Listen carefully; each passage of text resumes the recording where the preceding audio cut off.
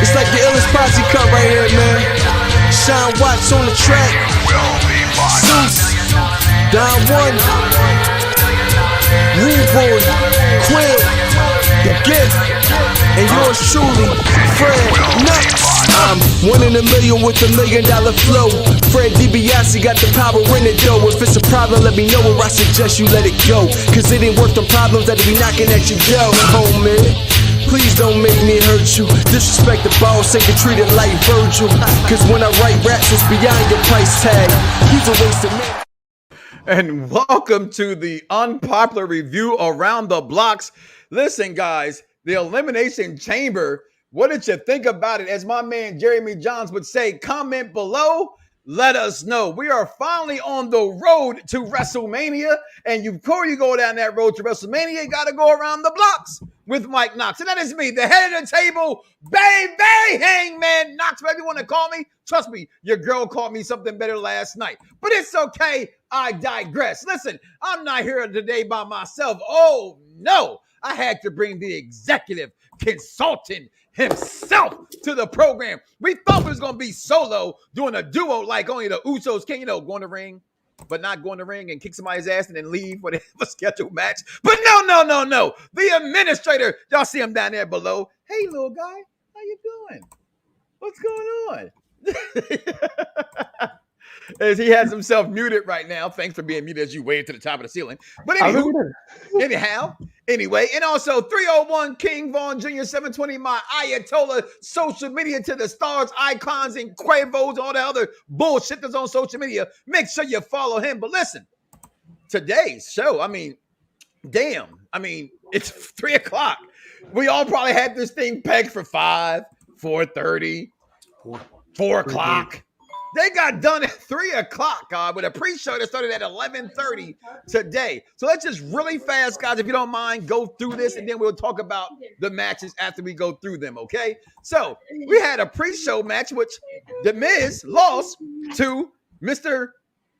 WWE 2K22 cover boy himself, Rey Mysterio. But then this is a picture from later on in the night, down in Jeddah later on today, where we saw The Miz spoke about, I got a tag team partner in mind that can take you guys on. So now all the critics are going to go, oh my God, is it Cody? Is it Cody? No, it's probably John Morrison. Okay, that's probably what's going to happen. And then the night starts off with, hold on, let's take us off the screen. Put your ones up, y'all. Put your ones up. What are you at, Christopher?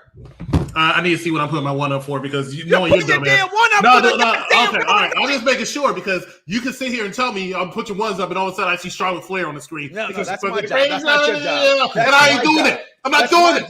That's my job to talk about Charlotte. I ain't got there yet.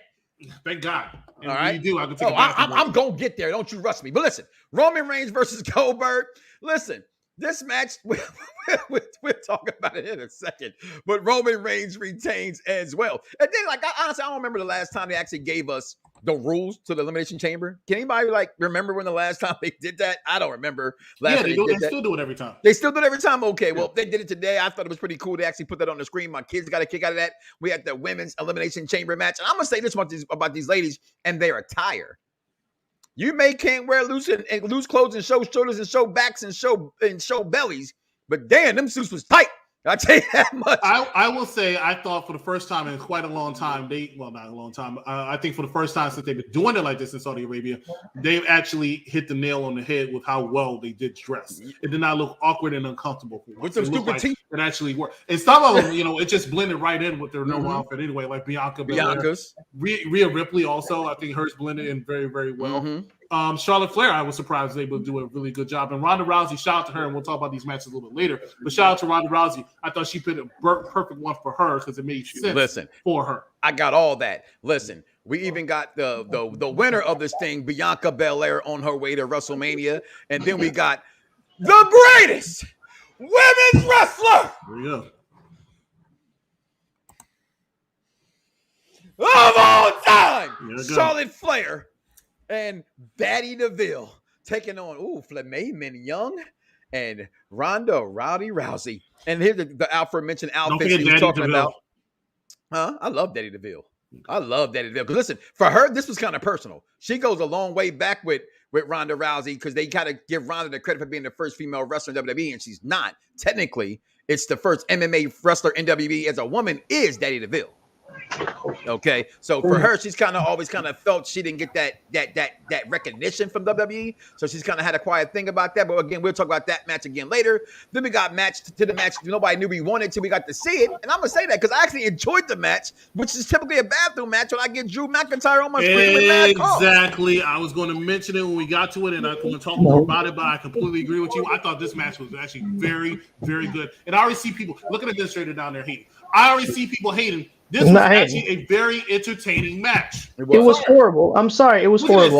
Wait, look. Speaking of haters, look at this one. Look at this hater, right? We're going to talk about that later. We're going to get everybody comments in a second as well. Captain Hater. Okay. Captain Saber, no. Okay. So then after we got MadCap Moss, we were treated to the match again. Lita and Big Time Bex herself talk about this winner of this match looking as goaty as can be, but we all know she ain't the goat. She's not even in the goddamn goat conversation. So the fact she wears this stuff is okay. I don't care what the hell she wear. My name, moniker on the bottom of the screen says the head of the table, Mike Knoxxx, but you won't acknowledge me. So that's okay because my kids will always do what they're supposed to do and acknowledge me. You're the father. You should be getting acknowledged by him. But ladies and gentlemen, I don't think anybody else acknowledges the head table. If anybody's the head of the table around here, it is the executive consultant. But ladies and gentlemen, please make sure if you're watching this that you hit that like button, hit that love button, hit that share button, hit that subscribe button if you're watching us on YouTube as we bring you content each and every single day. Immediately before WrestleMania, we'll be there. Immediately after WrestleMania, maybe I'll be drunk. Oh, they know maybe. We're going to be fucked up. Okay, then we got the match that never happened. Okay, talk about that nonsense in a second. And then we got the Elimination Chamber. We're going to actually start with that one. And the winner being Brock Lesnar. So let's just go there. I see your comments, as they say in the comment. Like I said, comment below. Let us know the hate has begun. Chris, you can go ahead and control the comments, if you will. I will after each match. I'll catch up on the comments. Okay. But before you start going and dive down, let me just do this real quick. No one will do it. What's up, George? What's up, Jason Campbell? Terrible quarterback, though. I'm sorry right now. They took it off Bobby Lashley quickly again right after he went back. And it was always the way to go. Elimination was another pay-per-view we didn't need. It was a C-show best. I disagree, but we'll talk more about that later. I thought the Elimination Chamber was pretty solid. Not happy Bianca Belair won. I've seen better matches. Bobby Lashley didn't get a fair shake in the Chamber match. It was all right. Glad to see Oldberg went down clean as well as Sloppy Lita. Good day, gentlemen. What's up, DC Crawford? Bobby Lashley was screwed. We'll talk about that. Hello. Only complaint is that Brock is now beat all of our black champions. It wasn't about that. Chris, you still going to WrestleMania after what you saw? Yes, I am. I'm guessing Chris is the UPR champion. We don't know yet. Nobody's told me anything yet. I'm 4-2. I lost 1. Elvis, no one acknowledged you. Is that guy being difficult already? Who's that guy? That's my man Scott Thomas. Now don't let him go. No, I'm not talking about him. I'm going to put up my one, but I'm not the one supposed. Okay, another awful pay-per-view. Charlotte who the match is good. Liv, shout out to Britney Spears. They look good. I thought the women's Elimination Chamber match was pretty good. Rhea outfit looked great. Liv and Alexa hot damn. I'm sorry. Did you say we're going to get to the comments as we go through the matches? And I'm catching up on all of them. That's what I do. What's up, guys? What's up, Ruben? What's up? Yeah, your chat is on fire tonight, ladies and gentlemen. No, she is not. Charlotte looked like Jeff Bezos going to space only Willie. Who's the UPR champion? We don't know. I was just happy there was at least 3 women's matches in the Saudi Arabia event. Boo, because you're a hater. Sup, Mitten. This match was not needed. I'm going to say that Becky Lynch will probably retain the Raw Women's Championship WrestleMania. It was a filler. I'm here. Give Riddick Moss his flowers. That man took an ass beating like a champ. Queen Lita. Ronald Jackson can't see you. It's her gimmick. She's the GOAT. She's a bigger star than her husband. Brock Lesnar won the WWE Championship. She's far from the fucking GOAT. Please tell me I agree with the administrator. Boring ass match fall count anywhere but pins him in the ring. LOL. Go, Mike. So, well, shit, you went through them all, but I want to start with the end because that's where that's where it is, and so I'm going to start there because just looking at this match, I'm going to say this, and you're in the chat. Those who us 3 were in the chat, right? So everybody can't be pleased with what I say, but I call bullshit. All right, so Scott Thomas, I did call bullshit, but here's my bullshit. My bullshit's not that Brock Lesnar won. My bullshit is that the WWE still does not know how to properly take a title off someone. And so instead of Bobby losing, right, to them, they want to keep Bobby strong so they don't have him get pinned. So Bobby technically has a legitimate gripe to say, I didn't lose my title. He has a legitimate gripe for that. We all knew, Dice said it weeks ago. People came out saying it weeks ago as well, that We're going to get the title unification fight. And I'm going to call bullshit on that too. All right? We don't need a title unification. I just don't think it's needed. I think a brand split needs to stay because what to me makes AEW a little bit, even though they have an oversized roster that I don't see everybody every week. And I think the fact you keep people on Raw, you keep people on SmackDown, that makes for a better overall thing. But I'm going to go to the match in itself. Then I'm going to you, Administrator, after I say this. I actually, for what it's worth, besides the bullshit about Bobby Lashley getting concussed when he didn't even get hit in the fucking head, I actually thought it was fucking funny and hilarious. Like Brock busting out of the pot like that was impressive. And just, I mean, I didn't like how he picked everybody so fast, so quick. I give you that part, but I got to say, although it wasn't what I expected or wanted to have seen, I thought it was entertaining. Administrative, your thoughts on that?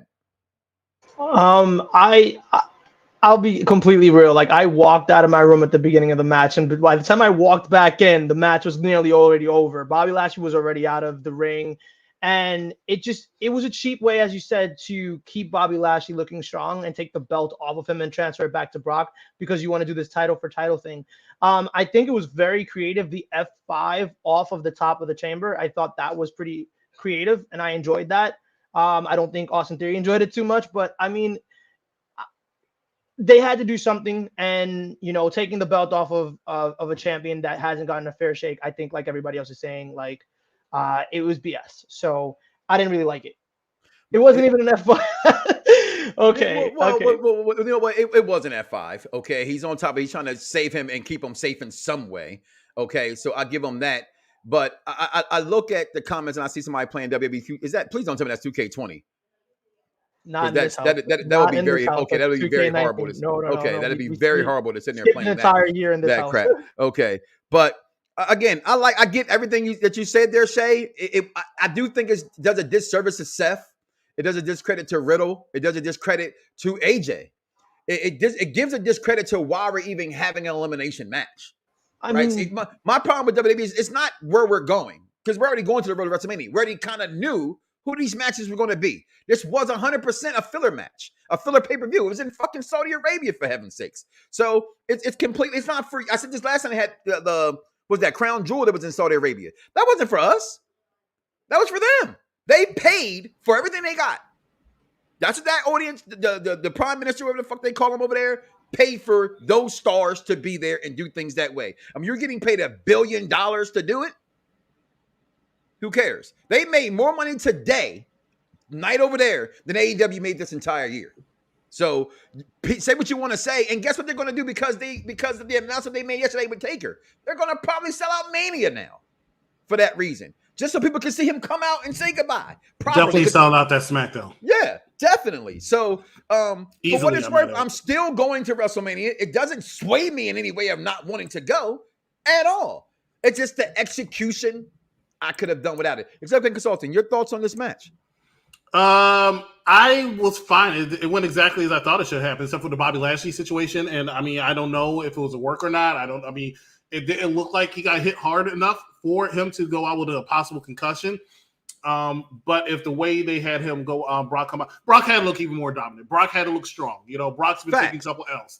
And he can't so him come out. I knew when the fact that nobody was eliminated by the time Brock came out, I knew what was going down. It was almost somewhat the same bookings for Royal Rumble. Have everybody go out there, do what they got to do, look strong, and then have Brock come out and totally annihilate every single person. And honestly speaking, you could not have done that if Bobby Lashley was in the ring because you're not going to come out and just F5 Bobby Lashley. So it was easy out.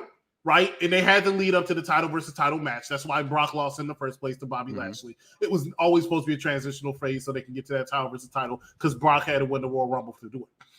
So it makes sense. And that's what I always try to do. I'm trying to make it make sense. He came out, eliminated Seth Rollins first. I was surprised. Then eliminated Riddle. Then eliminated AJ Styles. But Austin Theory is the one that survived because in reality speaking, Seth will go on tomorrow, come out, everybody will come out singing. Seth could possibly still be a contender for a world title in like a month. Same thing with AJ Styles. You can always put him in there. Riddle is the fastest star in wrestling right now. Austin Theory's not, but they want him to be. So how do you do it? Have him be the one to take that chase. Have him be the one to take that horrible ass spot. Because I don't care how soft he might have landed. That was a very dangerous spot that he took. Right? Did you watch how Brock kept looking, make sure he was safe enough to where Still he would exactly. And so for people who say Brock works unsafe, and I've been a witness of saying that as well, with how he did it, Bobby Lashley and with them Germans, I thought Brock was pretty safe in this match. He was pretty safe. I think he likes the kid. I do. I think he finds him to be entertaining, which is why he keeps doing the selfie thing with them and everything like that. And the fact that even though it was a low blow, he took a low blow on the DDT. Trust me, if Brock does not want to take a hit from you, Brock's not taking a hit from you. So the fact that he even did that shows he kind of likes the kid. And at the end, I swear he told the referee, this could be me speculating, don't have any inside information. Anybody I know is already in Saudi Arabia, okay? So I saw when he left the chamber, right? He looked, as he was leaving the chamber, he looked over down at Austin Theory. He whispered something to a referee, and then the referee went inside real quick. So I really think that he said, check on the kid. I saw that too. I think I picked up on that moment. I was here with my brothers here, the Full Nelson and my brother Anthony. Nelson, who is actually a member of Unpopular Review, but hasn't said shit. So tell him what I said when I started reading through the comments. Not just that, he also said, what y'all got to think about the show? And I ain't even fucking listening. So you didn't care what we thought about the show with your Randy Orton weak victory in the background? I'll definitely translate that to him. But definitely, I agree with you, Chris. Like, he definitely did speak to one of the referees and tell one of the refs, like, hey, look, go check the kid out, and he was laying there. So I think there was legitimately possibly 2 injuries tonight. I think there was possibly the injury, which would live for show adding. No. There's another one. There was an injury. We'll talk more about it during the MadCap Moss and Drew McIntyre match. Definitely. There was a spot where somebody landed. I thought really might have a concussion. That's what I'm saying, bro. That's one of my favorite moves in wrestling, by the way, that he does. The DDT that McIntyre does. By the way, I think that's so fucking impressive. It's Alabama slam. It's very impressive. The Missouri slam. But then before this match, go ahead. But before this match, we did get these guys, the Usos. I mean, I'm here for the Usos. I'm never here for the Viking Raiders. Once they changed them to this gear that they put on, I know a lot of people are trying to support them and watch them. I'm just not a fan of the Viking Raiders. But this match never happened, which meant at that point you knew they were pressed for time. Right, and not knowing what would happen with the main event because that match was also cut very short. If you can't tell, so but I look at that and I go, as a person who works for that company, I'd be pretty pissed. I flew way the hell out there for that. You know what I'm saying? But you got a paycheck. You got that was probably travel expenses that they didn't have to pay for, right? Because most travel expenses wrestlers pay for themselves. Okay, that was one they didn't. So that was pretty cool. And then before that, we did get this match. Before you go to this match real quick, let me address this comment. The brand split is not far from over. It's not going to be over. They've done this before. It was with the Women's World Championships, but they've done this before. It's trust me, it's not over. It's just, and when I see that, they're not combining the titles. Yeah, isn't this a way? Like I was telling Anthony this earlier. They did this with Becky Lynch, where she was pretty much the SmackDown champion at the same time as the Raw champion. Right. Exactly, and they made her drop one of the titles. She ended up dropping one of the titles to Charlotte, and subsequently dropped it to Bayley. So it's going to be Brock's winning at WrestleMania. I'll tell you my spoiler alert prediction right now. Brock's winning at WrestleMania, and then he can go take a little break or something, keep coming back for a while until he drops one of the titles. Because Roman does not want to work Fridays and Mondays. Well, first of all, I'm gonna tell you this much: if that bullshit happens, I'm gonna be mad because my one true thing for going to this Mania is finally being able. Out of the last 4 Manias I've been to, Roman was booed mercifully out of the stadium, right? So, but he's won those matches. So shit. Nah, no, you're right because he won those matches against Brock. He's freaking gonna lose. You smart. I mean, I think okay. So I want last match to Brock. He lost in WrestleMania 34. Hold on. I thought he beat Brock there at that match. I told the dude that he beat him at so mad. He beat him at SummerSlam 2018. Exactly. Yes. Okay. And he beat him at 1-1. So now I don't know. With that being said, now I do not know. I only know that because Roman does not want to work Fridays and Mondays. He does not want to do it. He wants to work one day a week because he don't like traveling that much. He wants to work 1 day a week, and that will just be Fridays. Right? Chris, so Brock Lesnar does not care because Brock Lesnar shows up when Brock Lesnar wants to show up. So that, realistically speaking, you can give him the championship. SmackDown can have without being with the world title. As long as they have Roman, they can do without a world title. It'll be fine. Raw has more stars than SmackDown. Let's just be real. So, I mean, but this might be USA wanting Roman on Mondays too. So you got to look at it both ways. I mean, he doesn't like to travel. I'm bullshit comment, King Von. Oh, you're stupid. But I'm gonna say what you were saying there, Administrator. I don't buy that. I think the biggest problem with wrestling fans is thinking that we know what these companies want. We have no idea that, because I guarantee you, as much as you may have said that Raw wants Roman or Brock, Fox wants them both. Precisely. And Fox is a bigger network than USA Network, and they're getting more views. NBC they have a better reachability on Fox than they do on USA Network because it's a regular NBC channel. NBC pays for Raw more than Fox pays for SmackDown. Understand that. That as well. The contract is $1.5 billion for NBC and $1 billion for Fox. So NBC. Well, NBC technically they got Peacock too. That's the Cox NBC, and they have Peacock. So I mean, understand that when it comes down to a war like that, they're going to lean towards NBC a little bit more. But at the same time, they want to cater to both networks, and they're going to do it as much as they can. So do not expect the brand split to end. I doubt it end. I'm glad it's not ending. I don't want to see it end. I like the brand split, so I don't get oversaturated with the same wrestlers every. As I just said, they don't need to do that. It's bad enough we get 3 hours of Raw. I already showed all those comments, by the way, brother. Oh, you actually did something. Huh? Yeah, I actually did something. Well, I do a lot. I'm the one hosting this motherfucking show. Okay. Today. Did you do yesterday's? Who hosted yesterday? I did yesterday. What the fuck? Oh, I know it wasn't you, Stefan. Okay. I was here. The fake GOAT for once versus Lita. And I'm going to share something that Shay shared with us privately in the chat saying that about time Lita got her flowers. Whoever has never given Lita her flowers, do me a favor, look on the ground. You see them roaches in your house? Go ahead and step on one because you're a roach as well. If you think Lita ain't an all-time great. Now, I don't rank her there because I don't rank any of the older women from the other generation other than Jazz, other than Mickie James. Victoria, you know, that special crop of women that came through. Val Kim, even though I call her that because on WWE she failed. Everywhere else she was very successful. But them 4 girls, along with like Medusa, that's like 5 out of like 50. Right? The other girls all had to learn how to become professional wrestlers. Okay, so to me, Lita was just ahead of her time doing so. And she was everybody talks about 5 moves of doom or 5 moves of whatever that shit was called, but they thought that Cena had that. All WWE superstars have 5 moves. That's the company's brand thing. It's there you go, do your things. That's what they do. So Lita in this match, though, I'll tell you this much. I was shocked. She put on a very, very good match. And I didn't think Lita had this in her. I knew Lita was going to lose. It was funny as I'm writing down the notes. I'm telling my kids just think I'm like Notre Dame. I'm like, no, it's just, you know what's going to happen. You know what I'm saying? So I was like writing down winners and losers before they happened. The only thing I didn't write down for sure were winners were the Elimination Chamber. Because actually, I wanted Bobby to win. I didn't want to see a brand split. And I thought, how do you protect Bobby? By put him in Hell in a Cell, because Lesnar can jump the guy for all I know. I don't know. I just wanted Bobby to win. But this match in itself, I thought they put on a really, really, really good match. And I mean, big time Bex, the glasses, the jacket. I mean, she's really owning this character. And it's easy to say what we all were saying and what has been said now since then is, you know, she's a bigger star than Seth. Fair for the year, you know, and how it goes. But don't lo and behold, if you saw the crowd in Saudi Arabia, they had Drew McIntyre had a huge pop. Okay, and I've never heard Drew have a pop like that wasn't at Tampa's WrestleMania last year. Not like that. So, but winner and still your champion, big time Bex. And I personally can't wait for this match at WrestleMania.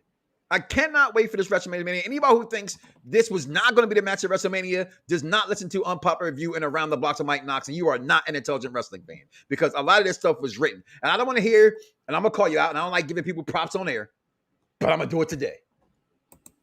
Mad Dog Kelly and anybody in that genre of him, you didn't tell me so. It wasn't predictable. It was written.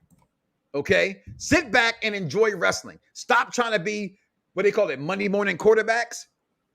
None of y'all run a $1 billion company. And I don't remember last time I checked. Who's going to go see Batman in a couple weeks and say, oh, I know that's going to happen? Who saw Far From Home and said, oh, watch this happen right here? No, what's the point? You're going to take the fun out of it. You got to start watching wrestling in that way. But this match in itself, Administrator, I absolutely loved this match. And I was shocked by this match. I thought the women and tonight killed it. And all 3 facets. I really thought the women were the best part of this pay-per-view. Your thoughts on that, Administrator? I loved it. This is my match of the night. Honestly, I think Shayna said it best. This was if this was Lita's last match, her swan song, like this was an incredible way to go out. love little nuanced things. And I think at the end of the match where Becky Lynch was getting up after the pin and she literally said a couple words to Lita, like I could only imagine what those couple of words were between the two of them. There was just such a great level of respect. And we could see like they switched Lita from Charlotte to Becky Lynch, and you could see the reception there. And I just loved the match. I just loved the story that they put over. And I think for this match, for me, I found myself rooting for both and wanting Lita to win. Like I don't know if anybody else. That's exactly. I don't know if anybody was like you're going back and forth. You're like, oh, Lita hit the twist of fate. Oh, Lita went to the top. Oh, she hit when she hit that, I thought she was going. I thought she won, and I was like, oh shit. Exactly. I think we collectively in this room that the air was out of the room. And then I think like ending with the manhandle slam, which isn't traditionally Becky Lynch's finish. I think that it's been since she came back. I don't remember the last time she won the disarm her. Not traditionally, once again, not traditionally. Thank you, Chris, but not traditionally her finish. But I just love the level of respect they have for each other, and I love that last moment after the pin because, you know, like you've seen wrestlers after they pin somebody, they get up and they run around like they run a mile. She sat there for like a moment and just spoke to her, and then after that, it was Lita's kind of goodbye, and that's what it felt like. It felt like sort of a la Undertaker a couple of years ago where Taker was in the ring, leaving his stuff in the ring. It just felt like it's the end. So I really appreciated that. And they actually kind of alluded to that when it was like, this is her first time having a match in 16 years, this big and things like that. And then like, you're right. It was her farewell.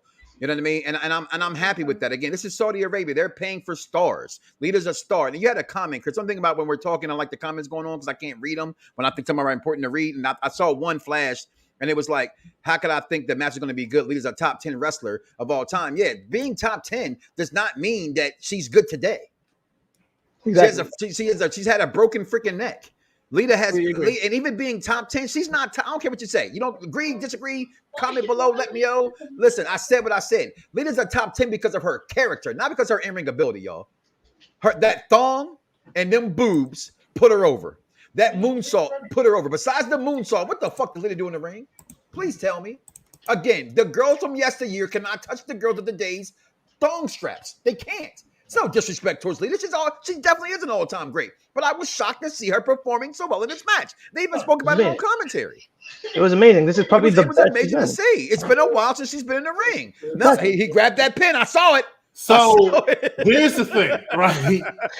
I think Lita was not looking that good in this match. Okay, she looked winded. She looked old. She looked like. Yeah, you can make a face. She looked like there were moments I saw like when she had to collect herself. Yes, she did. Right now, I will say this: I agree 100% with Mike Knoxxx. If I didn't, I would tell him I agree with him completely when it comes to Lita. I think Lita, even 2002's Lita, compared to the women of today, is not on the same level. Okay, I think then she was a star and she was like far above everybody else, and I can see why. Outside of like Patricia or something, and I can see why they had her in that spot. However. Stop cap. However, I will say this for the fact that she did have that talent in 2002, though the fact that she is 46 years old now, I thought she did a great job hanging in there with big time Becky Lynch. For the first 10 minutes of the match or so, she was just getting her ass whipped. She was just getting thrown around, taking bumps. I was like, oh my gosh, this is terrible, right? But when she turned it up, and she deserved every bit of applause that she got at the end of that match. I completely agree. Now, when she hit the moonsault, I was like, "Oh, I'm glad they did this for the fans that were there, for those little people who don't want to get past 2004 at home." I was really happy that they all had y'all spot, but there was no way Lita was being big time Becky Lynch. That didn't surprise me. No. I mean, Chris, we clearly knew that she was going to win. We clearly knew that walking into this match, but no, give us like spot. The spot that you talk about. You said I said both y'all said it. No, when she had to hit that moonsault, you thought there might be a chance. They might have gave it. But that's the thing, right? That's being a wrestling fan. That's spending our imagination. And that's my listen. I got into this radio thing 13 years ago. Okay. Every platform you could think of for one reason only, because I don't like how wrestling fans forget how to be fans, right? I love wrestling marks, not marks who are not smart, but like marks that like my kids enjoy it. Like administrator, some of his household did. Yeah, we know Lita's gonna lose, but for that moment, oh my God, not like the fan from last night on SmackDown What my they had the little dude in the crowd was like, oh my God, I thought I was gonna win. No, not that shit. Like, but in this moment, because it is Lita, it is a throwaway pay-per-view. They still got 6 weeks to go before Exactly. so her to win and lose it on Monday, I wouldn't care, right? Because it's not, I know as an intelligent wrestling fan, it's not for us today in the States. Speaking of intelligent wrestling fans, what is up with King Vaughn today? Is he pissed off about something or what? Let me catch up with some of these comments. Everybody knew that we were going to get Becky Lynch versus Bianca Belair. Yeah, I saw that. I want to lead a win low key, false count anywhere match. Yeah. I'm with you guys. New big time Becky. I saw that. Win. I'm a fan of Lita. I'm acknowledging your fans' comments. I showed them that already. Yeah, if you would watch the screen, you would see that. I did, but you ain't read it. I'm reading it. But you were talking. If Austin Theory's WWE champion, the belt deserves to be worth. This is what I'm talking about, King Vaughn. The belt deserves to be worth $5 for free shipping. What is going on with King Vaughn today? I disagree with the lead opinion, but we'll agree to disagree. Yeah, we agree to disagree. Here he comes, just negative Nancy. You know what, Cap? I'm showing up on Tuesday. You need to stop. Anyways, Lita Gay-Rise, wrong, Chris. You're wrong. Lita did put on a good performance against Becky Lynch. Speaking of wrong, I saw you at karaoke last night. Uh-oh. Because I was sitting in the video. And you want to talk about wrong? Never pick that song again. Lita did put on a good performance against Becky Lynch. I agree with the best of the world, Mike Knoxxx. I got drunk after. Same Shay say. You know what, April? I'm going to call you after this. Lita slander put 7 hours of bad luck on your day. Well, it's better than my last 48 hours. Okay, let's go ahead and talk about the next match. All right. With that being said, we do move on to the next match that was before this, and that was the match again. Even my kid said, my son goes, oh God, bathroom match. And you said something, Chris, and I'm going to say this since I've met you, Chris, or not met you, because I've known you for a while, but we actually hung out a few times. I'm a sponge when it comes to wrestling fans. I really am. Like, I love all different kind of fans. And you clearly pointed some stuff out to me about when it came to Karrion Kross, which, you know, they let him go, whatever the case may be. But you pointed out some things about the main roster that I was like, shit, them some good ass points. I've always been a Corbin guy, not the biggest happy Corbin guy. I also hated bum ass Corbin. I hated that gimmick. I thought he's too good for that. But like to me, like Cody Rhodes, Corbin does everything good to me. Whether it's for me or not, he does everything good. This MadCap Moss dude, he's a star. I see more in him than what people see in that dude from NXT that went at it with AJ Styles. What's the tall dude, the little skinny motherfucker? Omos. No, not Omos. No. The skinny tall white. Grayson Waller. I think he's overrated. To me, you gotta have a certain stature in WWE. And Vince right now is going back to the bigger guys kind of thing. I said that last time on the Smackdown review show with Wrestling Dog. And Moss is that dude. But this match, listen, shocked me that I'm sitting here, you know, I'm at this point, I'm doing way more, you know, editorial stuff for getting ready for the show. And I'm just watching it like, this is fucking good, right? The finish, and he points it, he has the sword at him and shit. And I'm like, even the way Corbin acted when he swung the sword, like, yo, he tried to kill me. What the hell's going on? I thought everything about this match, if you went to the bathroom, I thought you missed a really good match. I really did. And I know y'all going to bring it up, so I'm going to take your thunder there, administrator or consultant. The reverse Alabama slammer when he took him and threw him on his fucking head. But I'm going to say this. He didn't do that. That was Moss that did that. So little wrestling thing for those who don't know, for those who are joining the Intelligence Show for the first time. When you see corkscrew clotheslines and the person who gets clothesline does the corkscrew, that's not the person that clotheslines them that did that. It's the person who took the clothesline that does that.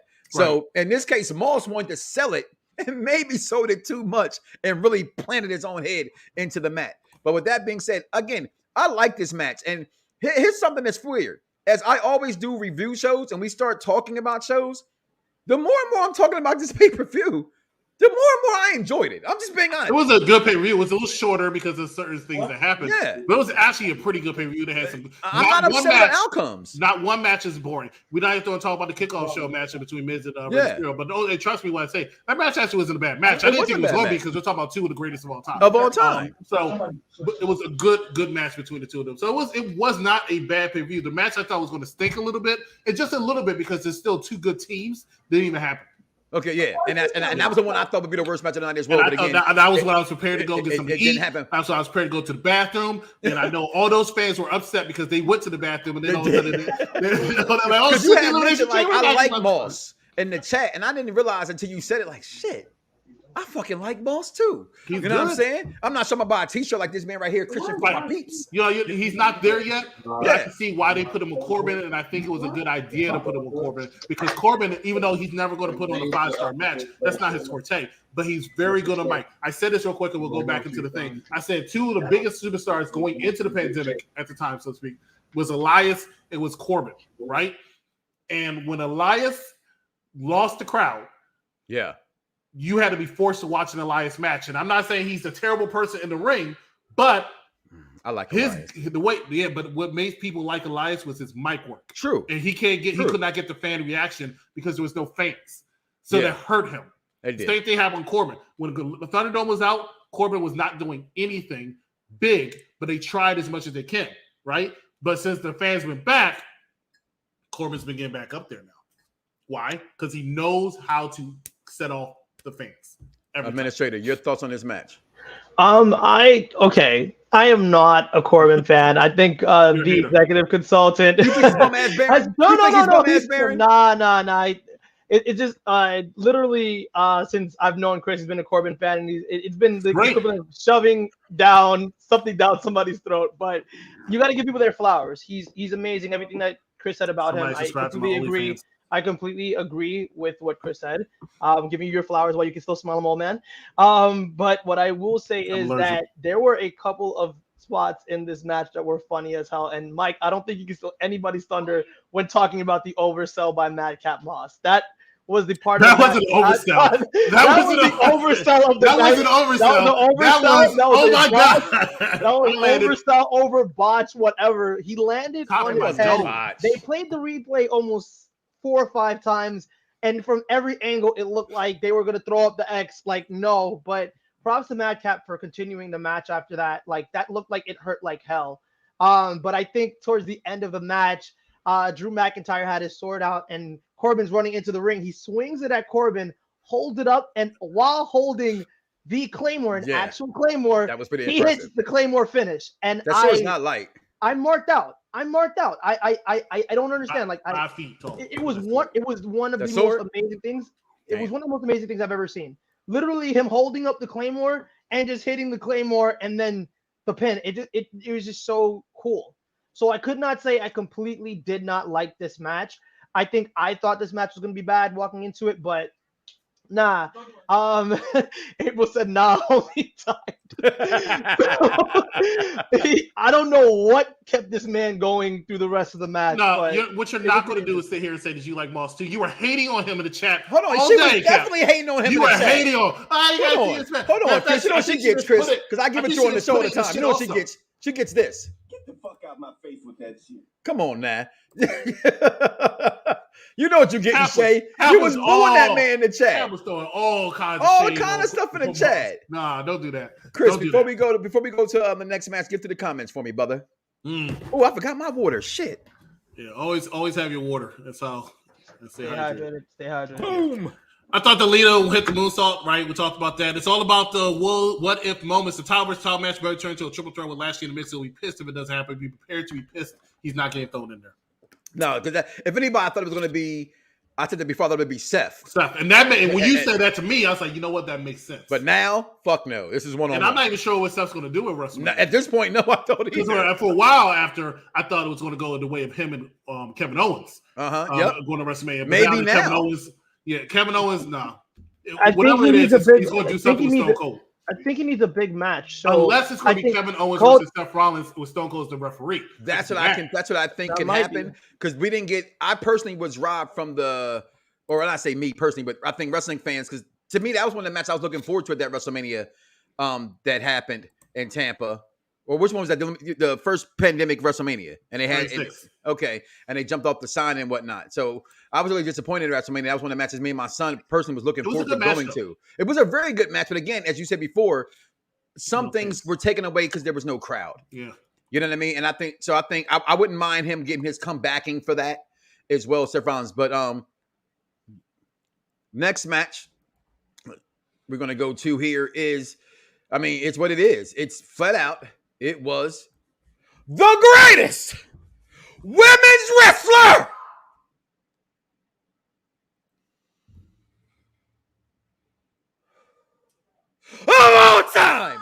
Charlotte Flair and fine ass, sexy ass Daddy DeVille, fine ass, sexy ass, Filet Mignon herself, Naomi, and Ronda Rousey. Listen, say what you want to say about Ronda Rousey there, Shay.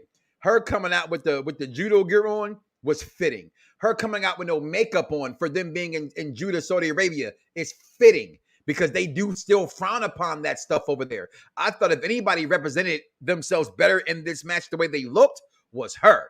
But I also will say this much. I love the Stevie Wonder look from Filet Mignon. When she has her hair all natural, I love it because the girl has long hair. So I actually love it. And her entrance tonight was on point. And I'm hearing from a lot of people that her entrance in WWE 2K22 is probably one of the best entrances in the game. It's Naomi's. My daughter's favorite wrestler, so I have to give her props right there. It's Naomi. She wants those glow shoes, the glow this, the glow that, the glow this. I don't even know what the hell they sell this shit at, but my daughter wants it. But even with the arm tie behind her back, yes, Mad Dog, we knew that Daddy DeVille's arm was not broken. So when y'all post shit like that and go, oh my God, I knew it, it doesn't make you look like you're smart. It makes you look like you're not an intelligent wrestling fan. So, and I know you are. So what am I? An intelligent wrestling fan. But I thought the match delivered. Again, I thought all the females tonight did a phenomenal job. And I love this match. That one move where Daddy DeVille went for the clothesline, or no, Charlotte went for the clothesline, and Naomi did the slide underneath of her, like the little matrix thing, I thought was phenomenal. I love this match, but I'm also a fan of all four girls who participated in this match. So I'm a little biased. I marked out for this match because those are top of my four of my girls. And I think Ronda Rousey is an all-time great already. That's just my opinion. Don't like it. I said what I said, like Monet Tejada. Your thoughts, Administrator? Pretty interesting match. I liked that people who don't really pay attention to WWE didn't get that Sonya Deville's arm probably wasn't broken at all. So that was pretty funny when she took that off her arm and was like, oh fuck, like no. There's a reason why she picked that stipulation. So that's kind of where we are. Put your face to the screen, damn it. Who are you? Leaving the house. All right, try to get a cheap pop, but you don't get it now. Forget you. Yeah, so I mean, it was just a pretty good match. I can't say anything else about the match. I think that it's not gonna be said around. So it was pretty good. Chris, your thoughts? Solid match. Did what it had to do. The only thing I get upset about this is the fact that Naomi. She did. I'm sorry. She did. She did, yo. I called the butt wiggle match myself all the time. Who took him out? He left? Okay, he said 1 minute. Okay. Put on the 2-man. Yeah, I got you. Yep. So Naomi's just super over. Like, I just don't get WWE sometimes. She's like really, really. Why is she still not part of the bloodline? Because technically she's not blood. I don't think she should be a part of the bloodline. And you're right. Technically, she's not blood, but I don't think because this she has turned heel. Mm-hmm. And I'm not saying she can't be a heel because we've seen her do a heel work before and she'll be good at it. But I miss Bad. I thought Bad was great. She's just super over. Like I feel like they don't pull the trigger on her enough. Now, granted, she's a former 2-time SmackDown Women's Champion. She's won. There were some pretty weak runs. The WrestleMania Battle Royal. The first one the second one I thought wasn't that bad. I thought people were too on the Glow title and how much they didn't like it, which I thought was creative. I thought it was very creative. So, but it was just, that's all I think about. It's like she keeps getting looked over. I mean, this is actually a moment for her, but she keeps getting looked over for like the Ronda Rousey, the Bianca Belairs, and I'm like, give her another run. You did it with Natalya. Give her another run and see what will work. Even if it's just the tag team titles, I feel like they're dropping the ball with that. But Naomi, this match was good. Ronda Rousey was in there. She. What do you mean? What she was wearing? Were you not watching? She was wearing a freaking bodysuit like the rest of them was wearing. She had one arm Are you blind, Elvis? When last time you got laid, Elvis? You never seen a bodysuit before? It's called a catsuit. Okay, first of all, Elvis has never been late, so let's not. Okay, there it is. All right. But also, Ronda Rousey, whose arm was not tied behind her back, so to speak, so she was really using her arm. However, it still shows that she has a little ring rust, but she still can go. So. You can tell she can still go. And by WrestleMania, I think she and Charlotte will possibly have won the matches in the night. I also want to shout out how good of a heel Charlotte is in that ring. Every single time. I'm never going to call her the greatest women's wrestler of all time, but I can't argue when someone does say it, if that makes sense. Okay, chicken heel. She's not mine. What makes her a chicken heel? She is a chicken shit heel. But hold on. Chicken shit heel. To me, the best heels are that. And the thing, but that's not negating what he's saying. Let me rephrase that. I don't think she's a chicken shit heel because shit heels run. She does not. She did not. Charlotte Flair never runs, and she always backs her words up. She will out talk any of the women in that ring. Only one even comes closer on the microphone, or I would put her a little bit above her. And I got to be honest with that. It's Becky Lynch, and that's new Becky. Or Becky 3 years ago, fuck Alexa no. Bliss. Becky today, no. Alexa Bliss, I don't think she can out talk Charlotte, and I damn sure know that Sasha Banks can. Those are two arguables. To me, they're not. Those are two arguables. Especially Alexa Bliss, who I think survived very well during the Charlotte Flair run. And when I say Charlotte Flair run, whether she was just like clearly on top. There was Becky Lynch and Sasha Banks, and everybody was a distant second, third, and fourth. The Alphas wasn't giving what? I'm sorry, wasn't giving no. Air. But if anybody, shout out to Star Trek Voyager. If anybody knows who 7 and 9 is, then you'll see where they got the inspiration from some of these suits. But I think she is a chicken shit heel. You can tell she does a lot of cheap shots, and she didn't even get in that ring when Ronda was like, "Hey, you want to?" But see, that's my thing. But I thought that's chicken shit heels. No, chicken shit heels are like the perfect embodiment of a chicken shit heel is the Miz. Would be like what Bobby, would be the Miz, right? Because the antics he does, like with what he did in the pre-show. Mm-hmm. Charlotte doesn't do those antics. This was a tag match. This was a tag match. It was kind of different. In a one-on-one match, Charlotte doesn't do that stuff. She will do the whole through the ropes, but Becky does that. All heels in WWE kind of do that kind of thing. You know what I mean? Back him off me. Get him off me. Seth does it all the time. Seth's not a chicken shit heel. Seth is a chicken shit heel. Super chicken shit heel. Seth is a chicken I disagree. I'm gonna call y'all aged. I'm gonna call y'all aged out on that one. That's Bobby Lashley is not. I look at it differently. I look at it differently from my generation. Okay, that's fine. What's the next thing we're talking about? Well, I want to continue to get to these comments. All right. I said I hated the match because I didn't want to see Drew beat up MadCap for the 100th time. I hated the match, not MadCap. Okay, well, my bad. Correct, Chris. He said the shit. I was just co-signing. Okay. So, but after that match, before that match, we did get the female women's elimination chamber match. Right. And they came in, but Bianca Belair, because we knew she was going to be the last one in the ring from the match they had on Raw, then Doudrop, Rhea Ripley, Nikki ASH, who came in after that? Morgan. ASH, Liv Morgan. Liv, and then Alexa. So Belair had a great match. Here's the thing I didn't get. Why have her come in last? I get the swing was put up, but they didn't want to kind of give it away. But WWE's very good at production. You didn't have to show it. It's the same thing that they did later with the men's elimination chamber, because they threw me off too. Because somebody was like, "Oh, so did 3 people start off?" I'm like, no, 2 people start. Yeah. What are you talking about? They're like, it's 2 people in the ring already. I'm like, no, it's not. Person win the pot. I think it was supposed to be Liv Morgan. Somebody win the pot already. Mm-hmm. And then I saw it. I was like, oh, I see it. So they did it with Brock later in the match. It's the person they think is the most over superstar. Okay, comes out last. Okay, that's why. If Brock ended up in the pod, but he was the last person to come out. But winner of the match, we said earlier, this fine specimen right here, Bianca Belair, was never the biggest fan of Bianca Belair. I remember that. She has grown on me each and every time I see the girl wrestle. I first noticed her because although I like wrestlers to keep it kayfabe on their Twitter pages, and a lot of these wrestlers today do not.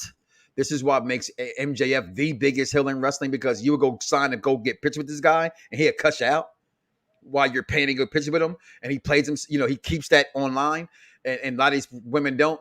But they had that thing about her on SmackDown when she was going for the title or whatever around that time, and they were showing that her coming of age story, and I was like, okay, I love that about her, and I fell in love with her. And then she did that Black History Month year before last with the robe that said I am Black History, and that's when I became the biggest fan of this girl right here. And I mean, without Bianca Belair, I think she wins at WrestleMania.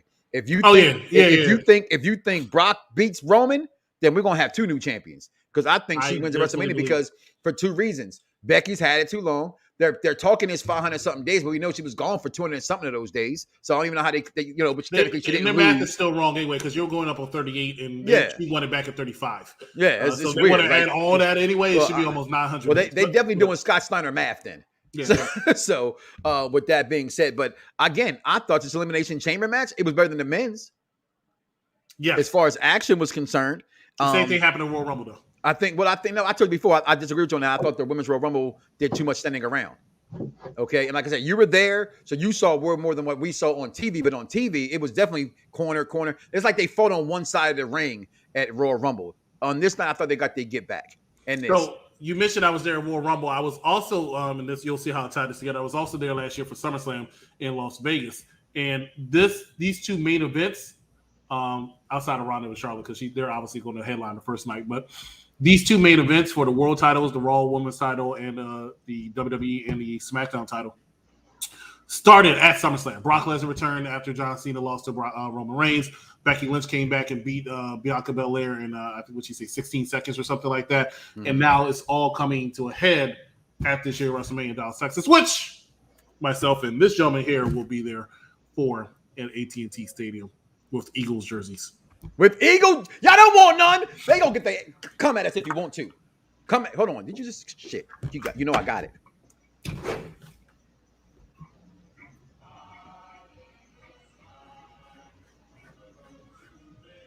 Fight! All right, it's so low. But anyway, I'm looking forward to this. I think it's going to be really, really good. This Elimination Chamber match, in my opinion, possibly the match of the night. It started off pretty slow, but toward the end, really, really entertaining. Had a good time. Shout out to Rhea Ripley. Did a phenomenal job in that chamber. Shout out to Alexa Bliss. I talk about Naomi. Also forget how over Alexa Bliss is. That one was very, very popular. I hope you're right, though, Jason Campbell. I really do. I want Brock to win. I mean, I want Roman. I want to be there where Roman is. Roman will have the title again. Manias where he just gets booed. I'm sorry. That being in an arena in New Orleans, and I bought my seats separately. What was the thing you buy when you buy the tickets from somebody else who had tickets? Not SeatGeek. What was before? No, not Scalper. What's it when fans could buy seats and sell them? Whatever that thing is. I didn't buy them off eBay. It was, I think the name of the site was at this time, but I bought tickets away from my friends. Before Vivid. So my friend sat behind me, and then so the guy was like, "Oh, you the one brought my other ticket? Cool, that's me." His friend was there, and I remember Roman getting booed so fucking bad in that stadium, and I remember him getting booed so bad and here in Orlando. And I just want to go to one time where now all of a sudden now you motherfuckers are fans of Roman, and I want to just be there for that moment because I think he deserves that. To me, he hasn't got a WrestleMania moment where he's been cheered.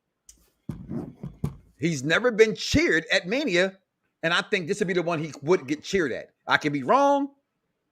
It's my opinion, but again, I thought this match was probably match of the night as well. Your thoughts, Administrator? The same as you guys. I think everybody played their spot completely well. I loved the fact that we had standoffs between people that we have seen go at each other. The Rhea Ripley and Bianca Belair.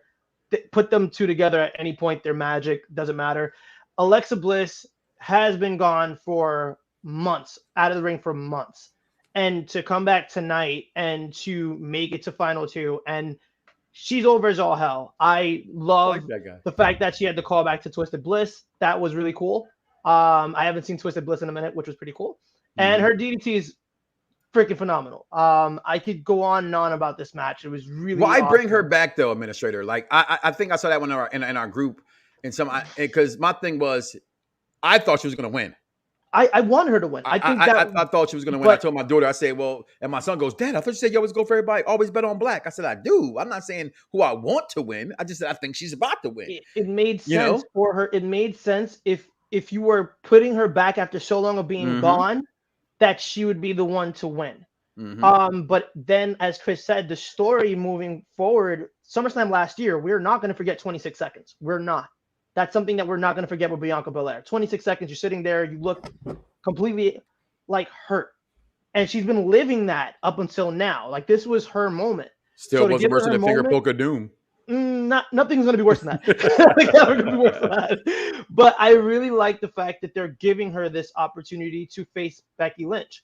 Now, you could run it back with Bianca and Alexa at any point. Alexa's back. I really would want her to win. I really would have wanted her to win tonight. I think Shayna just said it. Alexa isn't done with her transformation. Well, no, I was going to say that because I 100% disagree with that. She wasn't going to win. 100%. She was 100% the Alexa Bliss that she was before she left mine as Lily. So what transformation? She's not going to, they're not putting her back to the goddess.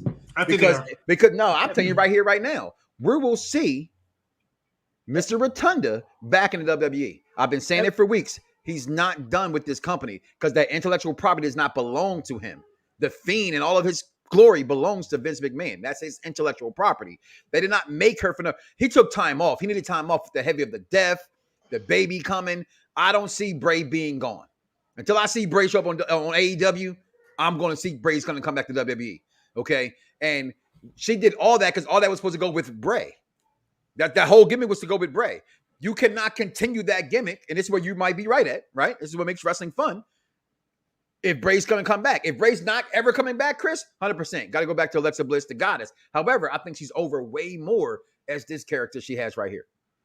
I think she's over. I think she's over overall just as a personality. I think she's good. She's good. But he's right to a certain extent. It's the gimmick also. However, it's as much I said when Bray Wyatt I preferred the Eater of Worlds as opposed to the Fiend. He can do much more with his character as the Eater of Worlds as opposed to the Fiend. He can. Fiend can run into dead spots. I'm not talking about. I'm talking about the comment. No, it's nowhere near the same as Daniel Bryan in 18 seconds at WrestleMania. Not even close. One was an opening match for a Intercontinental title. The other one's for a World Championship in the middle of a whole women's revolution and black people being, not being respected at wrestling. And Daniel Bryan was for the world title. No, it wasn't. Are you really about to challenge me? At WrestleMania and no, it wasn't. And WrestleMania Miami, WrestleMania 28, yes. 18 seconds. The opening match. You're about to challenge me in this. No, Mike. You sure you want to do that to yourself? Mike, it was. First of all, listen, unlike you, I have a life other than wrestling, so I forget shit. No, I don't have. Was that the strap match? Was that the strap match? It sounded good. It sounded good. Okay, I still don't think it's the same. 27 is for the Intercontinental title. I just don't. US but listen, I ain't never, so I'm a wrestling encyclopedia. That's what I got you motherfuckers for. Okay, that's good. Somebody say, what's this? I don't know, Chris. Well, you know what I'm saying? Hey, Vaughn, what you say? I don't know. I'll be the first one to say I don't know. I'm cool with that. So fine. I still don't see it as the same. That's just me, right? And because of the circumstances of that, I don't see it the same. My bad, Administrator. I didn't mean to cut you off. No. It's all good, bro. It's all good. I know. I was there. I was in the building. No, I mean, I don't know what title it was, but I was there. Nah, I mean, I like the fact that they brought her back finally. I think I've been waiting for Alexa Bliss to get back in the ring for a very long time. So I love the fact that she's back. I love what she's doing. I love the fact that that's corrected, Mike. Let me turn the camera off.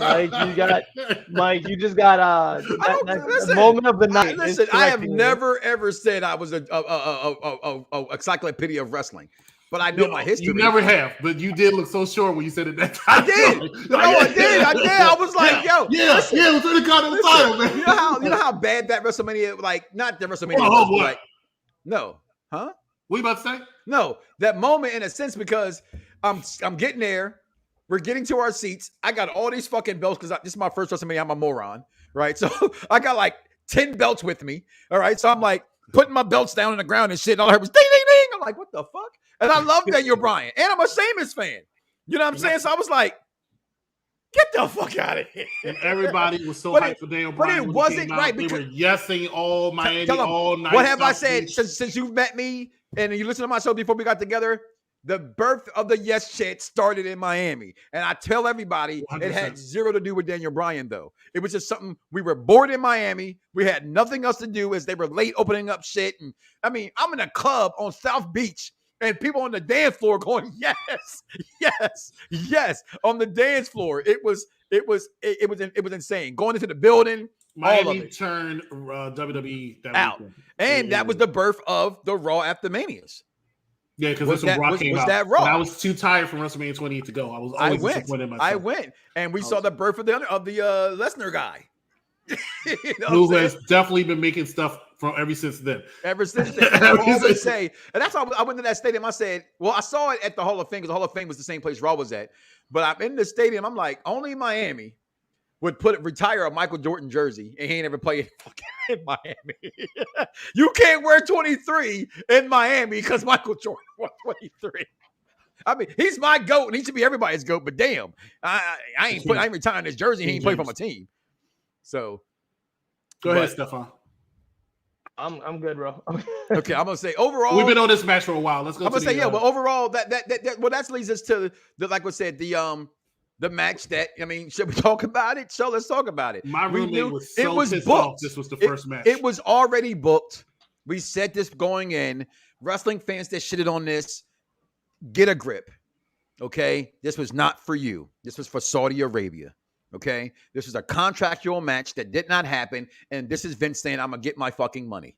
Okay? I paid you already for this match. I'm going to get this match. And I'll say this much. I was shocked as shit to see the motherfucker pass out from the choke, to be honest with you. But when you see this man holding that title, we knew who was going to be. You know what I'm saying? And then the backstage interview, this man is photogenic as fuck. Okay? Like, Roman has fixed everything that fans did not like about him a few years ago. And Bully Ray was not the first fucking person to say this. And all you wrestling groups that want to sit there and go, I've been saying this shit for a while. Okay? If you are cheered, you are not a heel. Okay? MJF is a heel because they boo that motherfucker. Okay? Roman is cheered. He is the biggest face. I rephrase that. He is the biggest superstar in professional wrestling. Okay? Even bigger than Brock. I ain't say he's a more popular person than Brock because Brock's done his everything else world. But wrestling-wise, there is no one bigger than this man. Okay? And Vaughn's not here to argue. I wish he was here to argue. King Vaughn, I'm sorry. 301, that is King Vaughn Jr. 720 on the Twitter. He said, this guy over Bobby Heenan. I disagree with it. His method was he's had longer reigns between Punk, him, and Lesnar being champions. I go, that's booking. That's not the character. The character of Paul Heyman, in my opinion, as a manager, is awesome. He's a top 3 manager of all time. I had said top 3 because off the thought of my head at the top, I will still go Bobby Heenan's in there, and he gets no credit for it, but Jim Cornette's in there. Okay? Jim Cornette, Bobby Heenan, and Paul Heyman, put them however order you want to put them at, but I still think Bobby Heenan's the number 1 manager of all time. It's hard for me to argue between Paul Heyman and Bobby Heenan. It's definitely always going to be one of the two. Paul Heyman has had world champions under his belt more than Bobby Heenan has, and that's why. Other than Flair, has Heenan had a world champion? I don't think he has. That's what I'm saying. So that's what I mean. But that's also booking in the 80s, though. That's also right. 80s booking. And I agree with you on that, which is why I say sometimes it's hard for me to say because that's why I will lean a little toward Paul Heyman. And even though Bobby Heenan is great on that mic, great as a commentator, Paul Heyman might be a little bit better on the mic, like live mic. He might be a little better than Bobby Heenan. But that's splitting hairs. Yeah. One. Here's where Paul Heyman has a weakness to me. Mm-hmm. Okay, take out Brock, take out Roman, take out Punk. He has nobody. Every single wrestler he has stunning Steve Austin. Right in the 90s. I'm talking about it since he became in this conversation. Yeah, he has right. You take out everybody since 2001 on. You take out everybody else that he pretty much managed. I mentioned those 3. Has he had a successful managing career? No, he has not. And he plays pretty much the same character. The Dangerous Alliance was pretty popular. In the 90s. But that Paul Heyman, as popular as they were, as good as he was, I wouldn't put against Bobby Heenan. This is the Paul Heyman. He somehow got a weak concussion and was put out of the match. So I think that might be true. I don't know. We'll see. But I will say this. You think he got a real concussion? Paul Heyman, yeah. Paul Heyman had 3 world champions, but he played the same character in every single one of them. When you really think about it, at the end of the day, he really did. He comes out and he holds that belt. He's a belt holder. That's what he does. He did it with CM Punk. Oh yeah, Andre did have the belt for 30 seconds. Right. He did it with CM Punk. He did it with Brock Lesnar, and he does it with Roman Reigns. He holds the belt to make them a little bit better, and that's why those 3 that I also mentioned are 3 of the longest world champions in the last 20 years. 35. 35. Those are they? Is there math correct in that? Because I'm not the encyclopedia. Roman Reigns is the biggest. Roman Reigns is the longest world champion, probably since Bruno Sammartino. I want to say Bob Backlund in the early 80s. How long did Bob Backlund have? It might be Hogan though. It might be Hogan. Please don't say his name on my fucking show. I'm sure Derek is about to correct me. Fuck Hogan. I said it. That's fine. Derek Mitchell probably knows. Derek Mitchell knows that shit too. And DC be knowing that shit too. I ain't gonna front. You fucking encyclopedia ass wrestling fans. But I think it's definitely 35 years. But I want to say it was Hogan in the early 80s. But not Hogan, it's Bob Backlund. But to the match, I get it short. All Goldberg matches are short. Did what he needed. I thought the match was good for what it was. I'm with you. I was shocked it opened the show up. But I wasn't shocked. I knew it was opening the show. I can care less if it opened up the show. My roommate was pissed. We knew it was going to happen anyway, so I can't be mad about an outcome I knew was going to happen. I thought they put a good match on. That spear that he hit on Bobby Lashley, that second one, that shit was tough. Okay, that's a good. Bobby took that spear. Roman took that spear real good. You know what? This is not the match. Somebody's like, "You should have had this match as the main event." It's fucking Goldberg. I'm like, that would have been disappointing as a last match. Yeah, Goldberg's not a main eventer. Roman has said plenty of times that since he came back, because he can do anything he wants. He's the biggest superstar in wrestling by far. Hold on, right? what do you say? Bob Backlund held the title for 7 years. He did. That's what I said. What was Vince McMahon thinking? He lost the Iron Sheik. I know that much, but I know he had it for 7 years. So Roman either comes out first or he comes out last. That's it. That's it. If you pay attention, since he's been back, except for one episode of SmackDown, he actually did the middle, and that was because Sasha Banks came back. He only does the first segment of SmackDown or the last segment of SmackDown. What was trash about it, Jeff Knight? Just curious. What was trash about other than the outcomes, you not getting what you wanted? That's pretty much what it was. What was trash about the Elimination Chamber? I'm just curious. Again, I always encourage wrestling fans, and before anybody say here, brother, I'm not saying, Jeff, you're going to say it, but anybody who would think to say it, this is not a pro WWE wrestling group right here. We're a pro wrestling group. Okay? If I see bullshit or if I smell bullshit on any of them, I'm calling all of them out on their bullshit. Like when that match happened, when Bobby left, I'm screaming in capital letters, bullshit, bullshit, bullshit. And it go to my witnesses. However, watching the match unfold, once I got over the bullshit, I was entertained. That man was running for his life. And that shit was funny. Okay? And the fact, whether he took it right way, wrong way, however way you want to take it, he took a hell of a bump, which I've never seen. The fact that Brock Lesnar, and Brock's not getting his credit either since he's been back. Brock has become a fan of wrestling in a sense. I'm not saying in real life he's done that, but he's giving me the feeling like, oh shit, he actually cares about fans now, right? Brock climbing on top of a fucking chamber? That's not Brock. That's not Brock. Even when he stepped through the pod, it wasn't broken all the way. No, it wasn't. And he could have cut himself. That's not Brock from before. Brock is doing things, going back to the Royal Rumble when he came back and he tried to get over Keith Lee. Brock is doing things that's not typical Brock. Okay, so again, other than the outcomes, again, and this will be when we got out of here soon. Funniest spot of the night to me, it was so simple. But when Austin was running and then he ran into the pod and Brock just kicked that shit. Kicked that shit right. Yeah. I laughed my ass off because it was so quick. Derek, you got a challenge here. Said I thought it was 8. Was it 8 or was it 7? Ooh. All right. Bob Backlund was Bruno's replacement heel for like a decade. Okay, Victor. Now we got 3, got 7, got 8, got 10. Shit, which one was it? I don't know. It wasn't bad. Some wrestling fans are just dramatic. Speaking of dramatic, does Heyman turn on Roman at WrestleMania? Shit, the world may never know. I think not, though.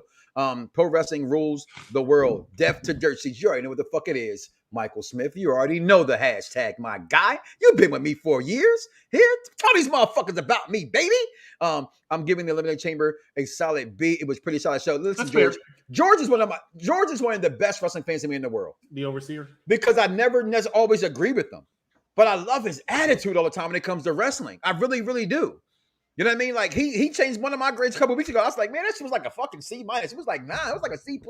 And it's, again, this is why I do like doing shows, because it's like going to say, like, who saw what was the thing with Jordan Peele?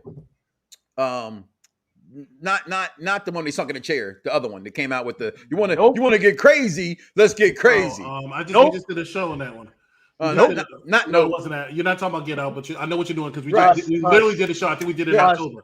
Us. It was us. So when you first come out of Us, I'm like, right? Then you start talking about it, at least for me and my family. I was like, all right, that was pretty fucking good, right? That to me sometimes can be WWE. I know it may not be what you want, what you think is going to happen, what you know, but the outcome is still getting you to the outcome that's the better outcome.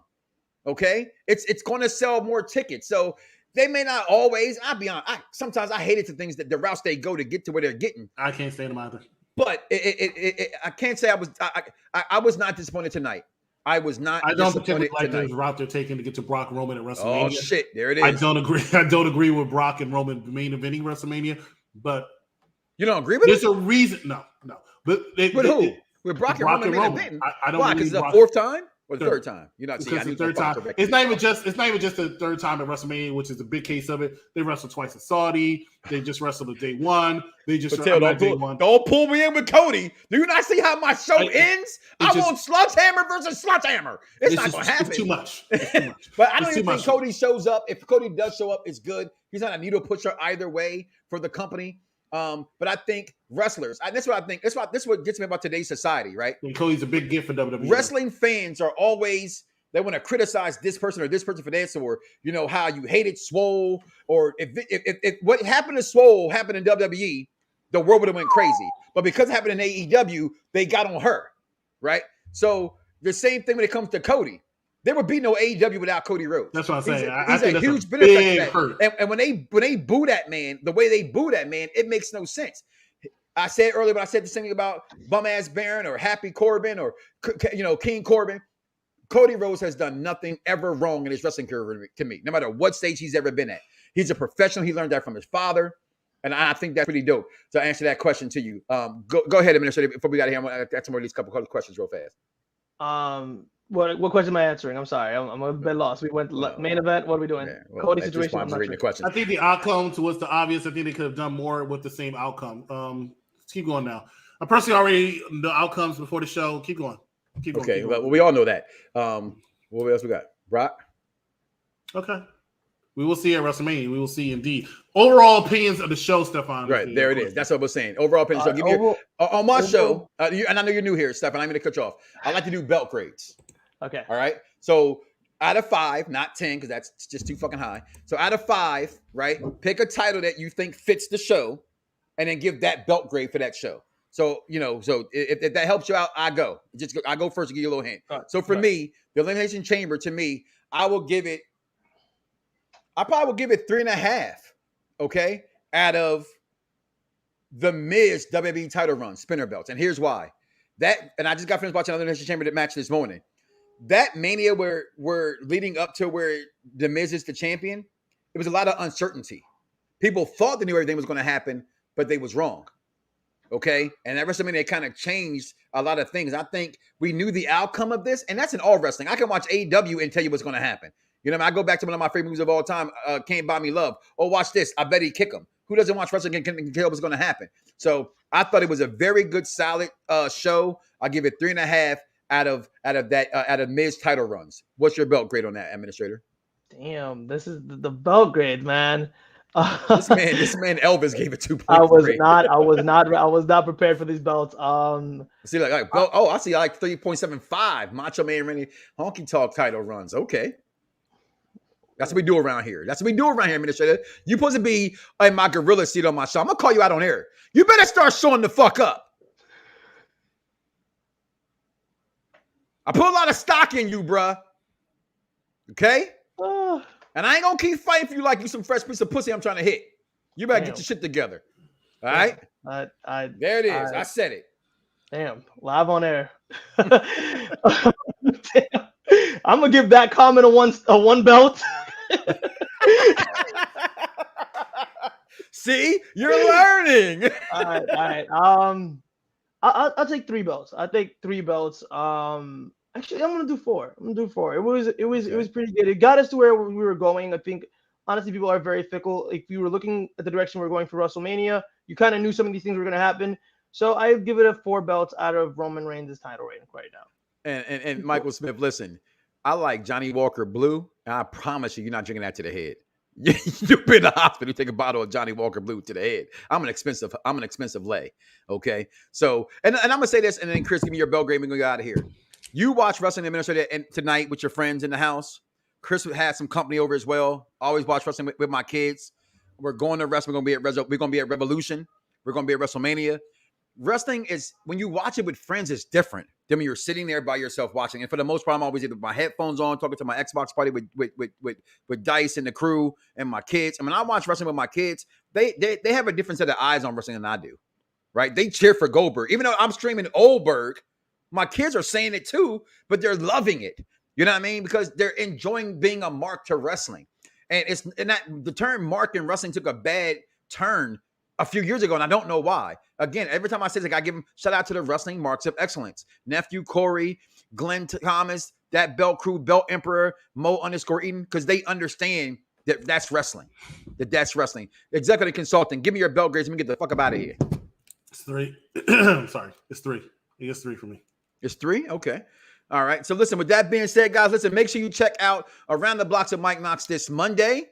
As we'll be discussing this a little bit more. I kind of hate doing shows after a pay-per-view, but as I was told last night, as I am now part of this company, that I had a job to do last night, which means I got a job to do on Monday. And I missed last Monday for Valentine's Day, so we'll make a show out of something. Just come and join us. And make sure you check out all the shows on Unpopular Review. We got Monday night after Raw, we'll have a review show. Tuesday, if there's a wrestling show, there's a review show, we will have that. And don't just check out. We're not just wrestling people. We got kids on the program. If you're an anime fan, this week they are reviewing My Hero Academia Season 1. All right. That'll drop tomorrow on UPRE, our entertainment section. And what's this week? Is that Batman Returns this week? Is that a consultant?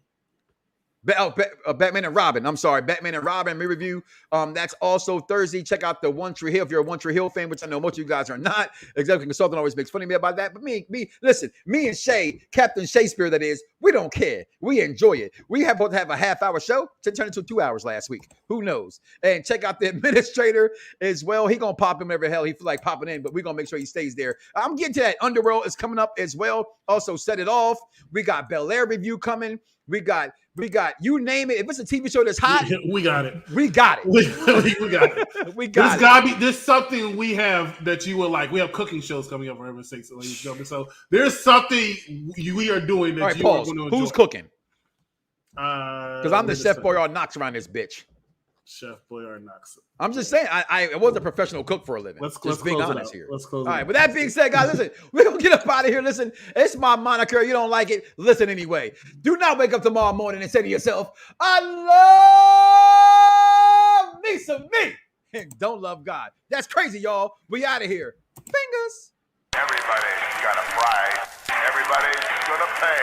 Cause the $1 million man always gets his way. $1 million man. Yeah. It's like the illest posse cut right here, man. Sean Watts on the track. Zeus, Don One, Rude Boy, Quill, The Gift, and yours truly, Fred Knoxxx. I'm 1 in a million with $1 million flow. Fred DiBiase got the power in it though. If it's a problem, let me know, or I suggest you let it go. Cause it ain't worth the problems that be knocking at your door, homie. Please don't make me hurt you. Disrespect the boss, ain't treated like